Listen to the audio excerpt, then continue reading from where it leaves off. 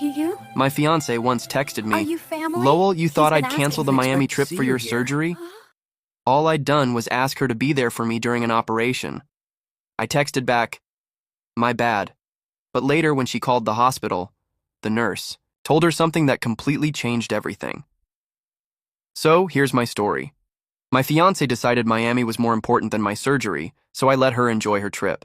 And then, everything went completely off the rails. I'm 27, male. Fiona and I have been together for 3 years, engaged for 6 months. We live in my apartment, the one I've been paying for since before we even met.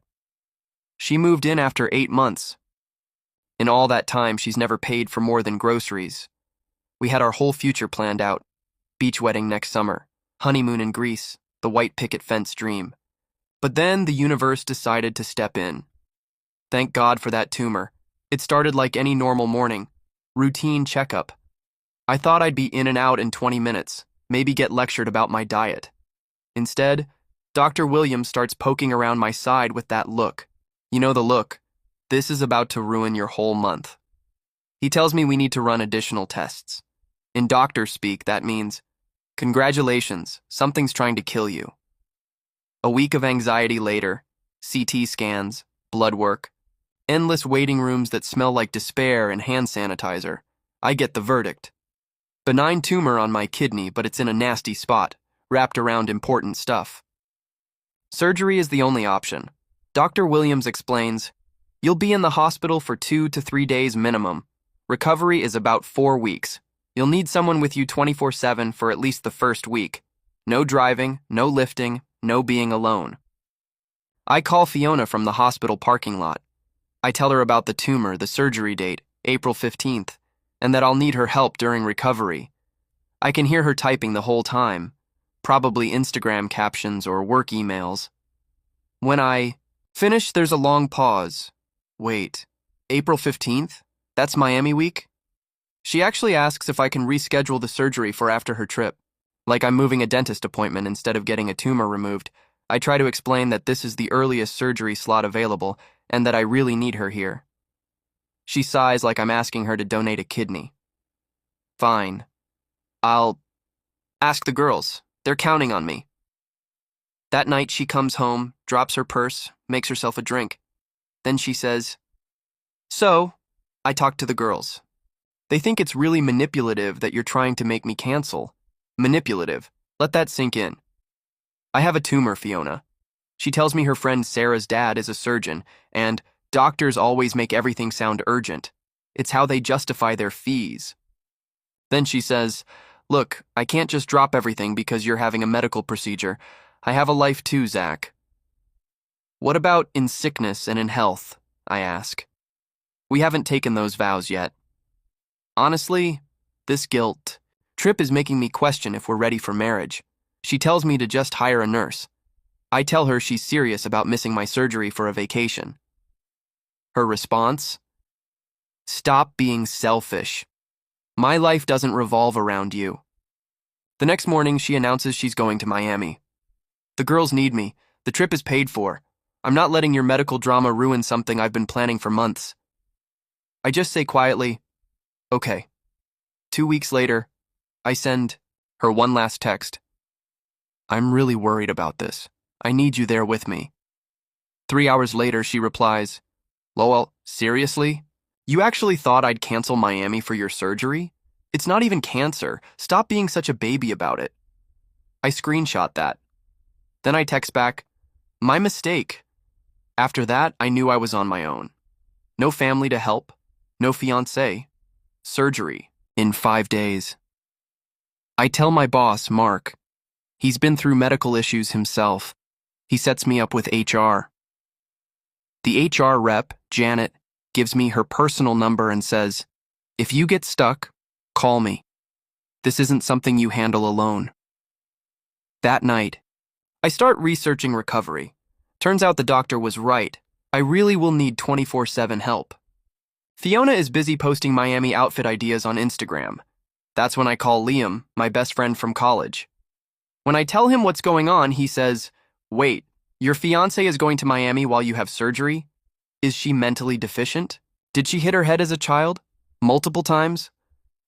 When I tell him she thinks I'm being manipulative, he says, "You have a tumor, you idiot." That's not dramatic. I'm driving up there.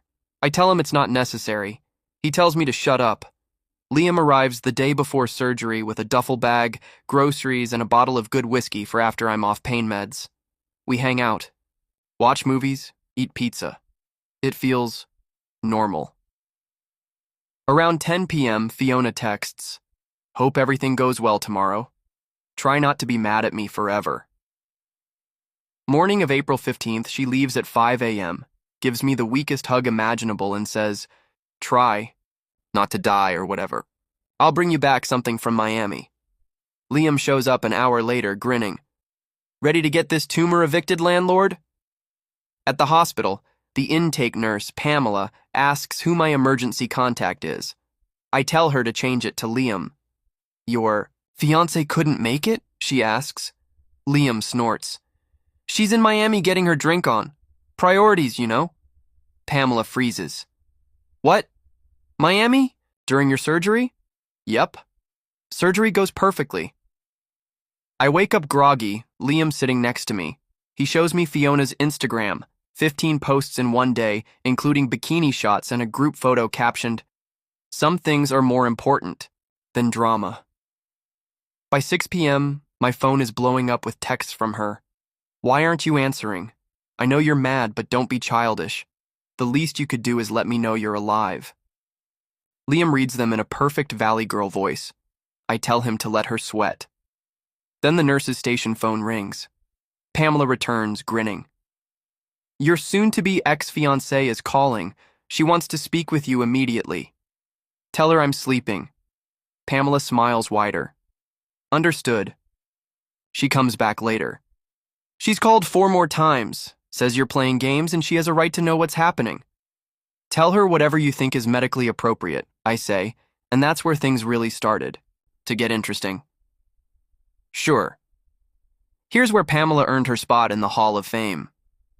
Liam had been eavesdropping, and apparently Pamela told Fiona that I was unconscious and unresponsive following surgical complications, and that only emergency contacts or immediate family could get detailed medical info, hospital policy.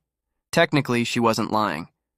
I was unconscious, napping, unresponsive, also because I was napping, and yes, surgery is always complicated. Liam was my emergency contact, immediate family by choice. The text thread from Fiona went absolutely nuclear. What complications? Why are you unconscious? Why is Liam there instead of me? I'm your fiancé. Pamela said only emergency contacts. WTF? Are you dying? I'm booking a flight right now. Liam started reading them out loud in this ridiculous, dramatic voice. Oh, this one's good. If you die, I will never forgive you. He pauses. What the hell does that even mean? Screenshot. This is going to be fun. Then the cherry. On top, she posts on Instagram. Please pray for my fiancé. Emergency situation. Might have to come home early. The comments poured in immediately. OMG, what happened? Wait, weren't you just posting bikini pics? Is everything okay? Then, Jessica, bless her, a true friend, comments, didn't you say yesterday he was being dramatic about routine surgery? That comment disappeared in minutes, but the internet is forever. Liam naturally got a screenshot. Your fiancé is about to learn a valuable lesson about social media, he says. Talk. Get hit. Pamela comes back around 10 p.m. with my evening meds and a clipboard full of notes. Your fiancé called 6 more times. I documented every conversation for the medical records. What's she saying now? I ask. She demanded to speak with the surgeon, the hospital administrator, and threatened to call the state medical board for patient privacy violations because we won't give her detailed medical information about someone who's not her husband and who explicitly removed her as emergency contact. Liam is laughing so hard he's wheezing. She's really doubling down on the crazy. Pamela smirks. Then she started crying, saying it was all a misunderstanding and she just wanted to know you were okay, then screaming about manipulation and conspiracy theories. She's hitting all the classics. The overnight charge nurse is excited. To take over, Pamela adds. Word spread. Everyone wants to see how this plays out. I turn my phone off and sleep better than I have in weeks. The next morning, I wake up to 89 texts and 43 missed calls. Liam's been documenting everything. She FaceTimed me at 2 a.m. from some club bathroom, Liam says. Totally hammered, crying about how she made a mistake and needs to know you're okay. I told her you were in intensive care. Am I in intensive care? You're intensively eating Jell-O and watching Rick and Morty. Close enough. Pamela walks in for rounds, holding what looks like a scorecard. Your fiancé called 18 times last night. The night shift made it a competition. Each call earned points based on how dramatic she got. What's the high score? Call number 14. She threatened to call the governor if we didn't give her information about a Pennsylvania hospital from Florida. Panic makes people stupid, Pamela says. Speaking of which, she's apparently calling every hospital in the city trying to find you. She can do that? She can try. But you're registered as private. Unless she has your exact room number and patient code, we won't even confirm you exist. Around 11 a.m., the morning nurse, Kevin, pops in. Got a call from Presbyterian Hospital downtown. Some woman asked if they had a Zach recovering from kidney surgery. When they said no, she told them to check again because someone was lying to her. She's calling random hospitals? Gets better. She called Children's Hospital asking if they treat adults. When they said no, she asked if they were covering up for other hospitals, because that's how conspiracies work. Liam's dying, laughing. Dude, she's lost her damn mind. St. Mary's Jefferson Temple University Hospital. She's working through the phone book. They're all calling us now because she keeps mentioning our hospital's name and demanding the truth. This is insane, I say. This is entertainment, Pamela corrects. We don't get drama this good very often. By afternoon, Fiona's social media had gone full meltdown. Facebook post, emergency, flying home immediately. Zach is in critical condition after surgical complications. Please keep us in your prayers. My buddy Marcus texts, Dude, Fiona's post says you're dying. Are you dying?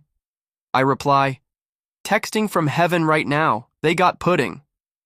Bro, LMAO, he responds. She said critical condition. Critically bored, maybe, I text back.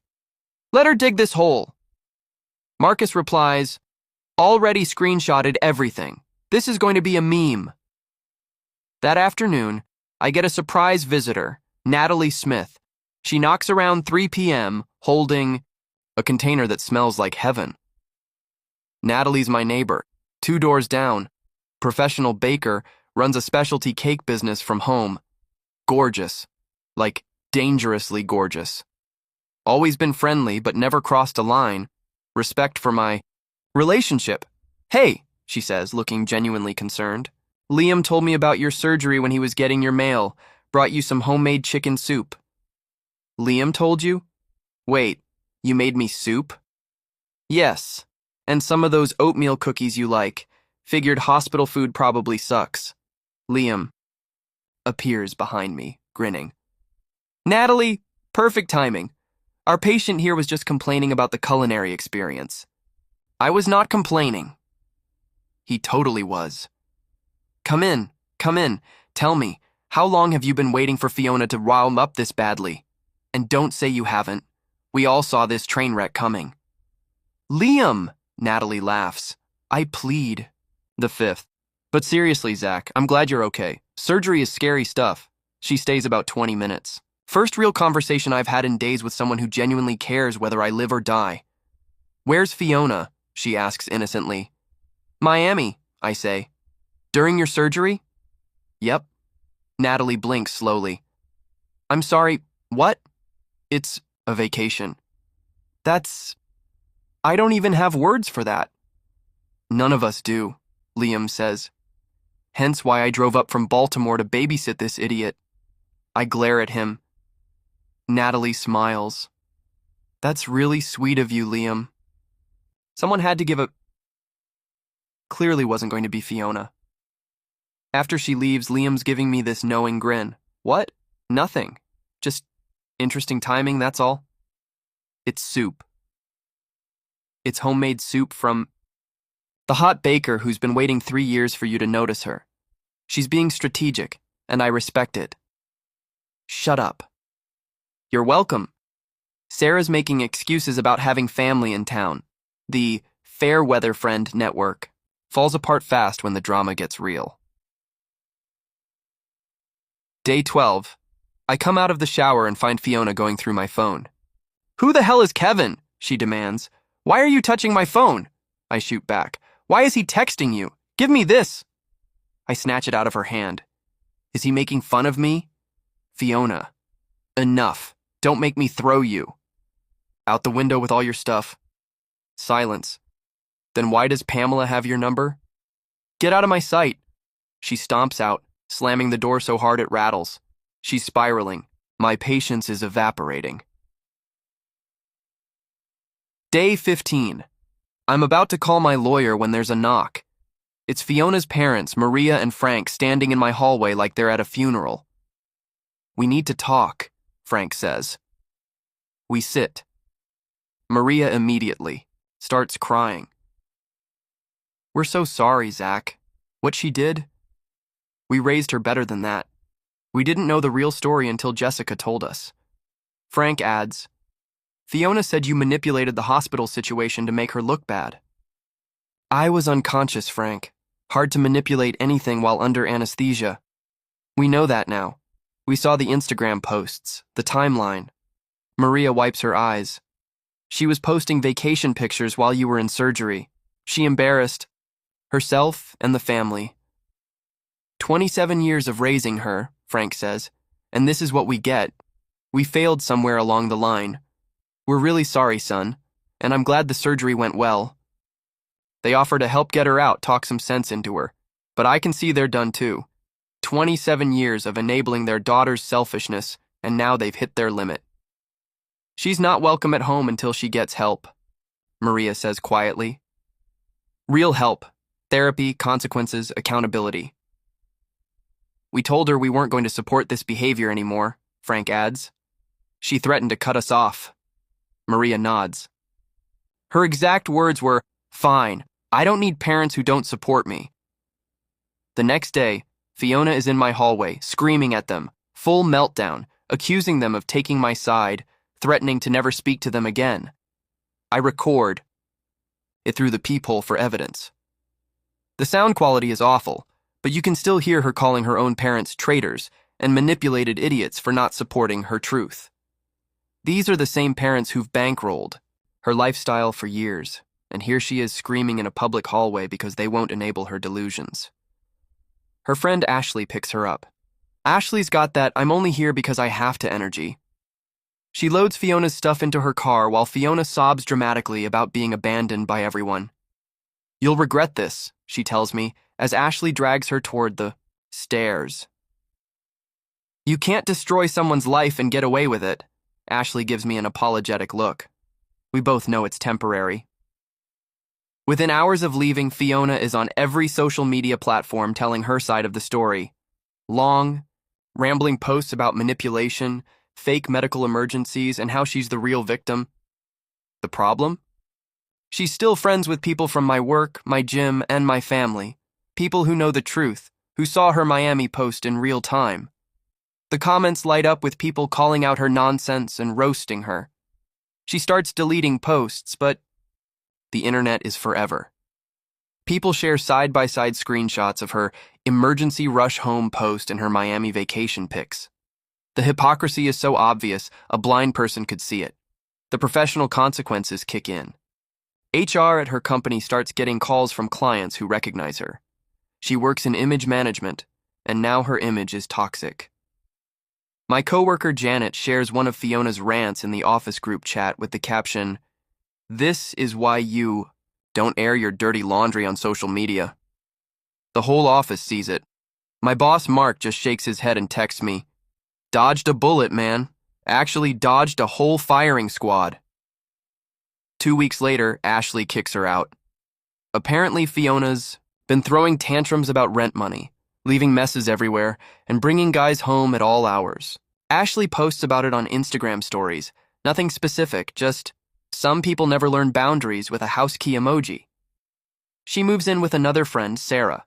That lasts exactly 12 days before Sarah posts about toxic energy. And cleaning house. She's out again. Now Fiona's couch hopping, burning bridges everywhere she goes. Her job performance tanks because she spends work hours posting rants about me instead of working. People notice. Management notices. Liam's keeping tabs through mutual connections. Fiona's becoming that friend everyone avoids. The one who makes every conversation about her drama and victim narrative. The final straw? She posts a 40-minute Instagram video explaining the real story. Crying, holding up printed screenshots, claiming I gaslit her into going to Miami so I could set her up for failure. She's clearly been drinking, rambling about conspiracies, and showing text conversations that actually prove my point. It's like watching someone dig their own grave with a selfie stick. Her own extended family starts unfollowing her.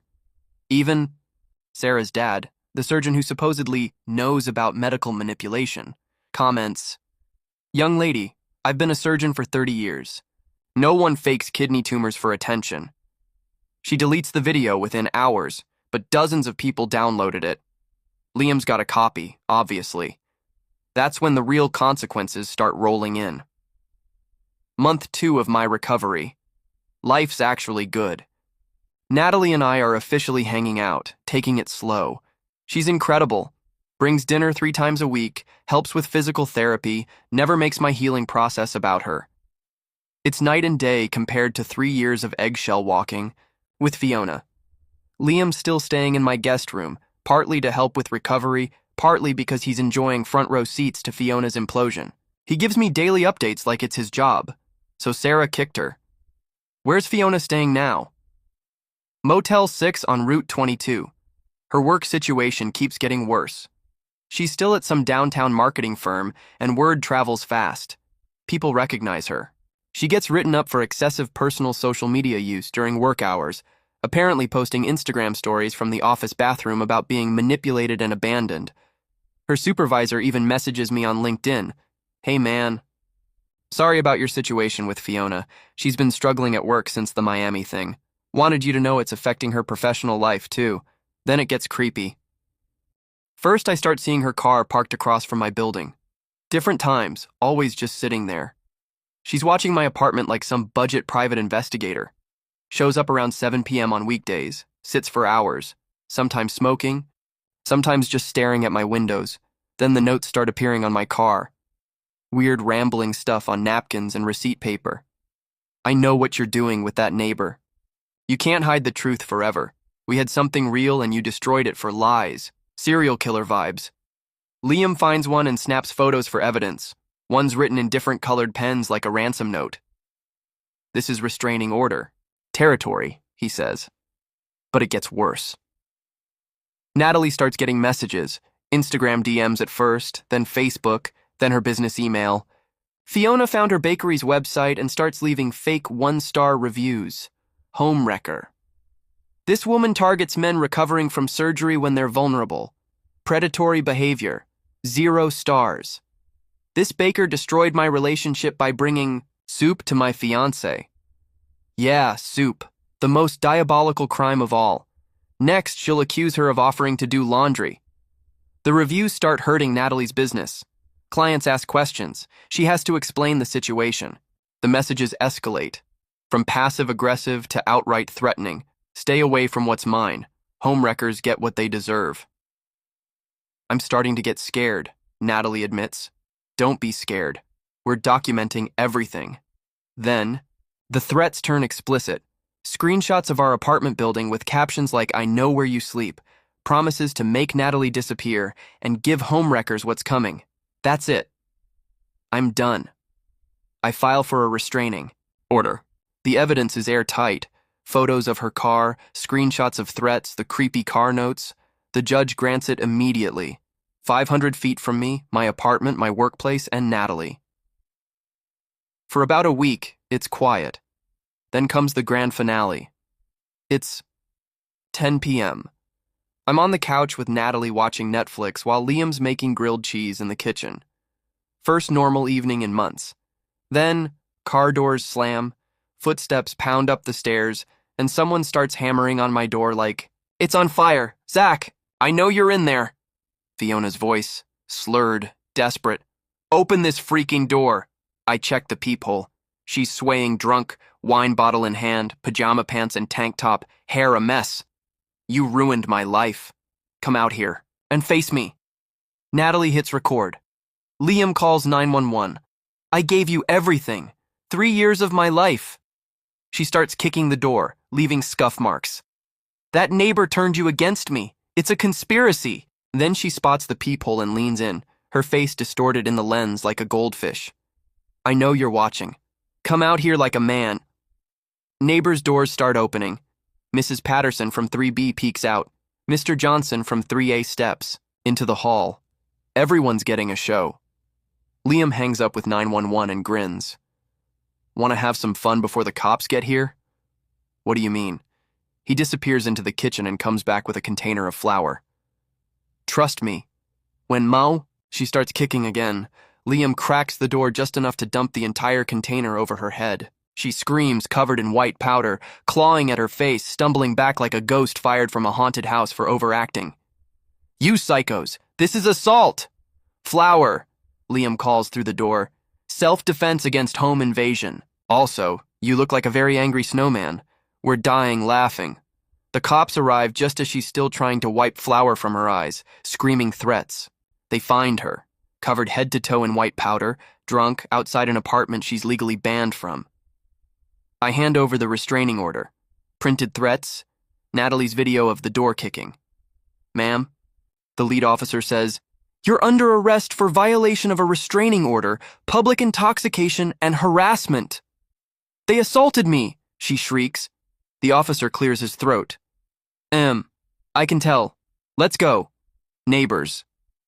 Watch from their doors like it's primetime TV. Mrs. Patterson's clapping and chewing something. As they walk her to the patrol car, she screams, Karma will get you, Zach. This isn't over. Liam leans against the doorframe, still holding the empty flour container. We'll be waiting, sweetheart. Last image of my ex-fiancée. Covered in flour, handcuffed, being stuffed into a police car while screaming about victimhood. Should have been the cover photo for How Not to Handle a Breakup, a masterclass. The arrest makes local news.